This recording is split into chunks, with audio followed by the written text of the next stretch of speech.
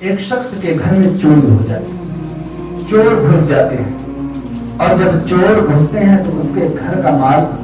سارا مال، قیمتی مال سب لوٹ لیتے ہیں، سب اکٹھا کر لیتے ہیں، اور جب اکٹھا کر کے چلنے والے ہوتے ہیں تو فوراً سارے لوگ جاگ جاتے ہیں، اور جب جاگ جاتے ہیں تو فوراً چور بھی بڑا ہوشیار ہوتا ہے، وہ فوراً سارے لوگوں کو دوڑ دوڑ کر پکڑ لیا اور گھر کے مالک کو بھی دبوچ لیا، پکڑ لیا،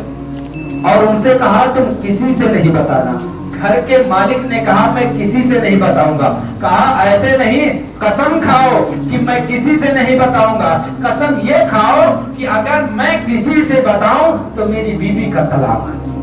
بہت بڑی قسم۔ اہل علم اس کی بات ضرور سمجھتے ہیں۔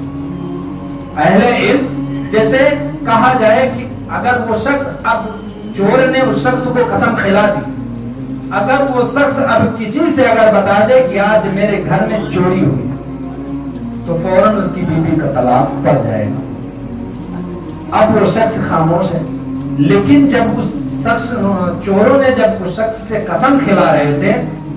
تب اس شخص نے، مالک نے ان کا چہرہ بھی دیکھ لیا تھا۔ اب وہ چور چلے گئے، قسم پہ انہیں اتنا وشواس تھا، اتنا عقیدہ تھا ان کا کہ اگر میں قسم کھلا دوں گا تو یہ کسی سے نہیں بتائے گا، اور حقیقت میں وہ شخص کسی سے نہیں بتایا۔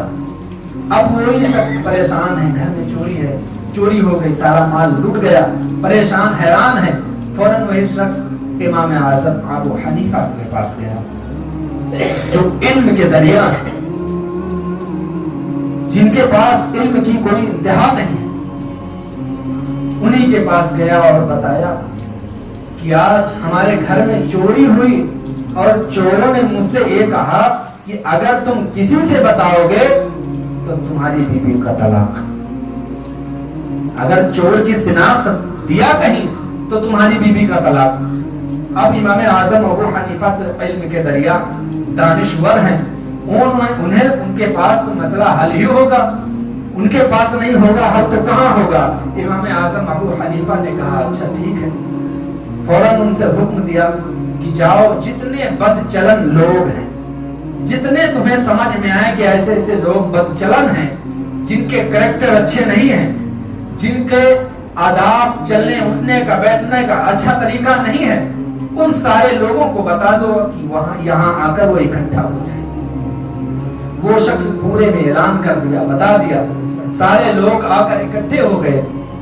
جب اکٹھے ہو گئے تو امام اعظم ابو حنیفہ نے اس شخص سے یہ بھی بتا دیا، کہا کہ میں ایک ایک لوگوں کو نکالوں گا، اور جب نکالوں گا یہاں سے تو پوچھوں گا یہ چور ہے تو تم کہنا نہیں، کہوں گا کہ یہ چور ہے، تم کہنا نہیں، یہی کہنا، اور جب چور کی باری آ جائے کہ میں اس چور کو کہوں یہ چور ہے تو آپ خاموش ہو جانا،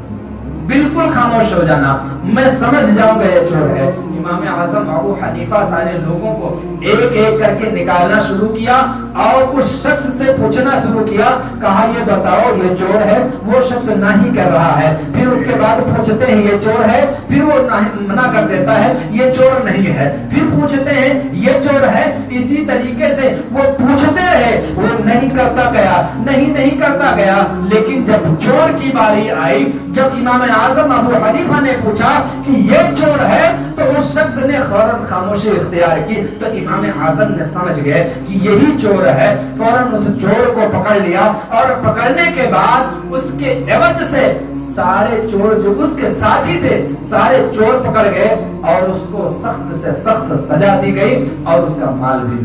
واپس کر دیا گیا۔ محترم حضرات، ایسے علم دار لوگ اگر جاؤ تو مشکل سے بھی مشکل چیز آسان ہو جاتی ہے۔ اگر وہی امام اعظم ابو حنیفہ کے پاس وہی شخص نہ جاتا، کہیں بھٹک کے الگ چلا جاتا